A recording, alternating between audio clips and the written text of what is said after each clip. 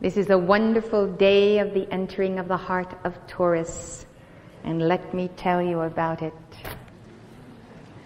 Let me tell you about the wonderful presence of Gautama Buddha in the heart of the earth and in your heart, and this wonderful season where we become that living Buddha, that presence of the crystal Buddha.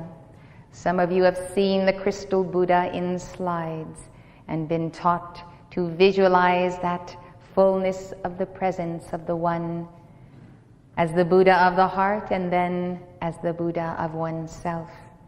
The image of the Buddha is like the image of your I Am presence as well as your soul. The Buddha is always meditating on the Divine Mother within you to raise up that mother flame.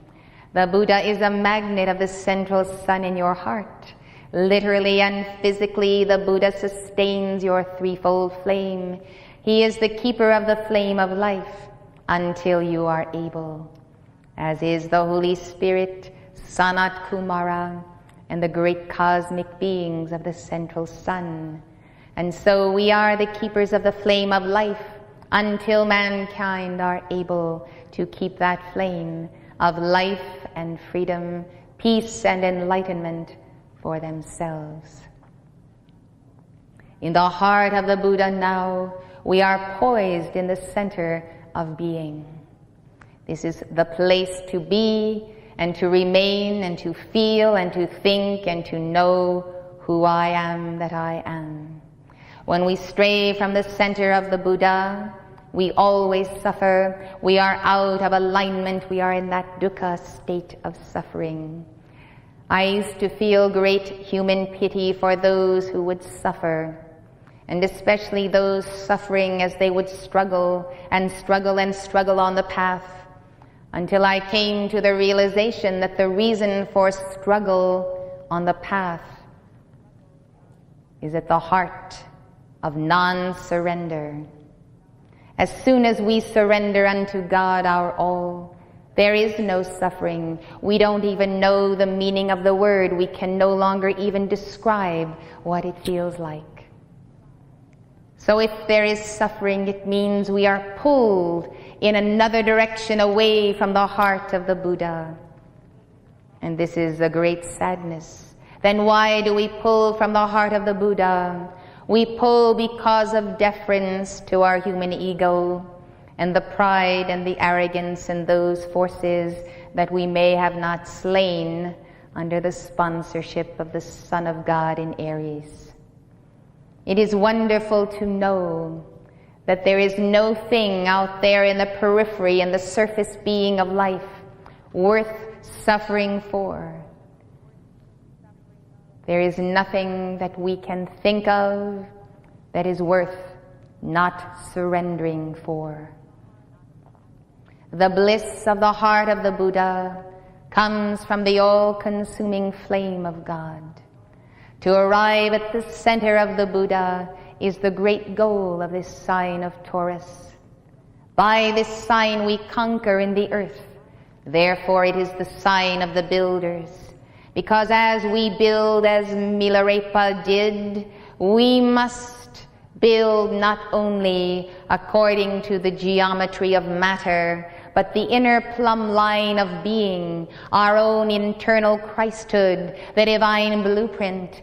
Thus over and over again Milarepa would build, and down would come the house again, because the vibration was out of alignment. The reason for the building of the house had not come into the surrender to the will of God. Build and tear down, build and tear down. Whether we tear down or the cosmic Christ tears down, that which is not built lawfully in the light of God does have inherent within its building the matrix of disintegration. That is why those who have observed human life will say that from the moment we are born, we begin to die. It is the nature of the karmic beast. It is the nature of the lower self that is yet conceived in the spirals of its own karma. And therefore we see that the disintegration spiral is very useful as long as we do not identify with it. For when we see that all things that are not real must go through disintegration, that their atoms might be returned to the central sun, we realize there is a very important tool in this counterclockwise spiral, the unwinding of the grave cloth. We no longer want to be shrouded in death or the clothing of death, and therefore we call for the acceleration of the light, and we call for that acceleration of the disintegration of darkness. And in the seventh age, that which accelerates the disintegration of darkness is the violet transmuting flame. And it does have a caduceus action, and it is raised up in your temple, and it does move through the chakras.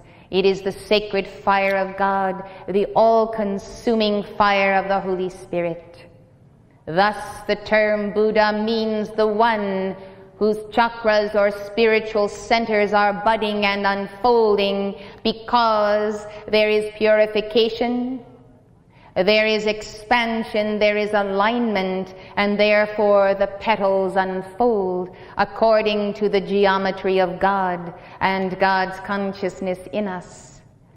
The sign of Taurus, then, does require the most physical flame. It requires the violet flame in all of our building, in all of our atoms, in all of our molecules. We want to see that violet flame so intense that we catch out of the corner of the eye the sparkling of the amethyst jewels which endow all of our building.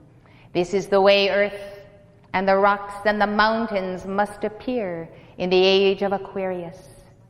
And so this day, with the light and the joy of Gautama Buddha in my heart, I come truly in the love of the Ascended Lady Master Portia, in whose heart lies the key of our victory in Taurus.